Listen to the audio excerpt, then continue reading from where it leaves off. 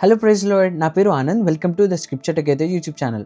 ఈరోజు మనము కొరింథీయులకు రాసిన మొదటి పత్రిక 10వ అధ్యాయాన్ని కలిసి చదువుకుందాము. మీ దగ్గర బైబిల్స్ ఉన్నట్లయితే దయచేసి వాటిని తెరిచి చదవండి. ఒకవేళ లేనట్లయితే స్క్రీన్ మీద వాక్యం వస్తుంది, దాన్ని చూసి అయినా చదవలసిందిగా కోరుచున్నాను.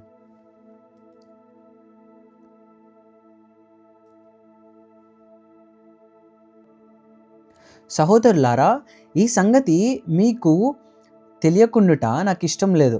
అదేదనగా, మన పితరులందరూ మేఘము క్రింద నుండిరి, వారందరూ సముద్రములో నడిచిపోయిరి. అందరూ మోషేను బట్టి మేఘములోను సముద్రములోను బాప్తిస్మము పొందిరి. అందరూ ఆత్మ సంబంధమైన ఒకే ఆహారమును భుజించిరి. అందరూ ఆత్మ సంబంధమైన ఒకే పానీయమును పానము చేసిరి.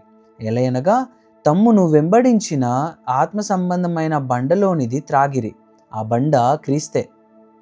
అయితే వారిలో ఎక్కువ మంది దేవునికి ఇష్టలుగా ఉండకపోయిరి గనుక అరణ్యములో సంహరింపబడిరి.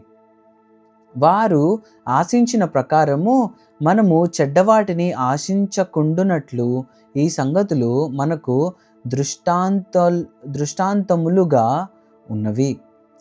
జనులు తినుటకును త్రాగుటకును కూర్చుండి ఆడుటకు లేచిరి అని వ్రాయబడినట్లు వారిలో కొందరి వలె మీరు విగ్రహారాధకులై ఉండకుడి. మరియు వారి వలె మనము వ్యభిచరింపక యుందము. వారిలో కొందరు వ్యభిచరించినందున ఒక్క దినముననే 23,000 మంది కూలిరి. మనము ప్రభువును శోధింపక యుందము. వారిలో కొందరు శోధించి సర్పముల వలన నశించిరి. మీరు సనుగకుడి. వారిలో కొందరు సనిగి సంహారకుని చేత నశించిరి. ఈ సంగతులు దృష్టాంతములుగా వారికి సంభవించి యుగాంతమందున్న మనకు బుద్ధి కలుగుటకై వ్రాయబడెను. తాను నిలుచున్నానని తలంచుకొనువాడు పడకుండునట్లు జాగ్రత్తగా చూచుకొనవలెను. సాధారణముగా మనుషులకు కలుగు శోధన తప్ప మరి ఏదియూ మీకు సంభవింపలేదు. దేవుడు నమ్మదగినవాడు. మీరు సహింపగలిగినంత కంటే ఎక్కువగా ఆయన మిమ్మును శోధింపబడనీయడు. అంతేకాదు, సహింపగలుగుటకు ఆయన శోధనతో కూడా తప్పించుకొను మార్గమును కలుగజేయను. కాబట్టి నా ప్రియులారా, విగ్రహారాధనకు దూరముగా పారిపోండి. బుద్ధిమంతులతో మాట్లాడినట్లు మీతో మాట్లాడుచున్నాను. నేను చెప్పు సంగతిని మీరే ఆలోచించుడి. మనము దీవించు ఆశీర్వచనపు పాత్రలోనిది త్రాగుట క్రీస్తు రక్తములో పాలు పుచ్చుకొనుటయే గదా.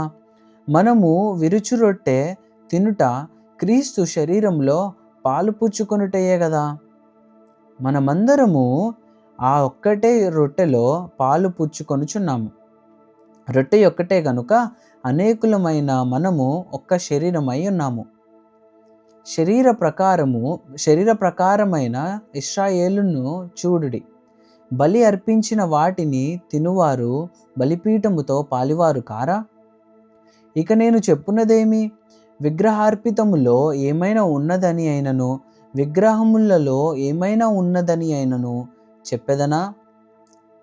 లేదు గాని అన్యజనులు అర్పించు బలులు దేవునికి కాదు, దెయ్యములకే అర్పించుచున్నారని చెప్పుచున్నాను. మీరు దెయ్యములతో పాలివారగుట నాకు ఇష్టం లేదు. మీరు ప్రభు పాత్రలోనిది దెయ్యముల పాత్రలోనిది కూడా త్రాగనేరరు. ప్రభువు బల్ల మీద ఉన్నదానిలోనూ దెయ్యముల బల్ల మీద ఉన్నదానిలోనూ కూడా పాలు పొందనేరరు. ప్రభువునకు రోషము పుట్టించదమా? ఆయన కంటే మనము బలవంతులమా? అన్ని విషయములయందు నాకు స్వాతంత్రము కలదు గాని అన్నీయు చేయదగినవి కావు. అన్నిటియందు నాకు స్వాతంత్రము కలదు గాని అన్నీయు క్షేమాభివృద్ధి కలుగజేయవు. ఎవడును తన కొరకే కాదు, ఎదుటివాని కొరకు మేలు చేయ చూచుకొనవలెను. మనస్సాక్షి నిమిత్తము ఏ విచారణయు చేయక కటిక వాని అంగడిలో అమ్మునదేదో దానిని తినవచ్చును.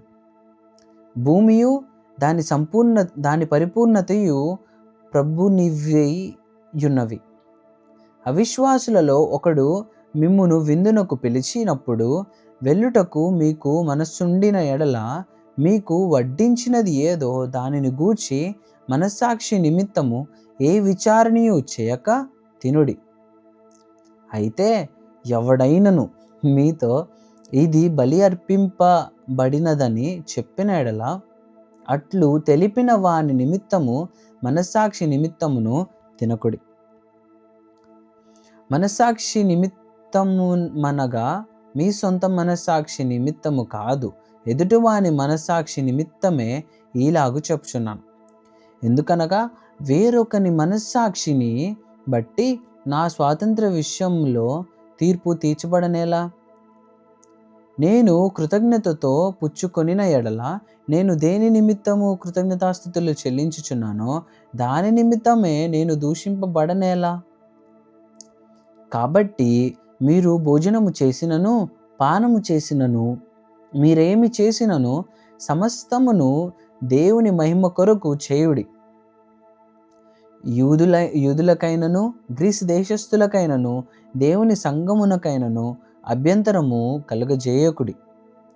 ఈలాగు నేను కూడా స్వప్రయోజనమును కోరక అనేకులు రక్షింపబడవలనని వారి ప్రయోజనమును కోరుచు అన్ని విషయములలో అందరినీ సంతోషపెట్టుచున్నాను. దేవుడిచ్చిన వాక్యము దీవించును గాక. ఆమెన్.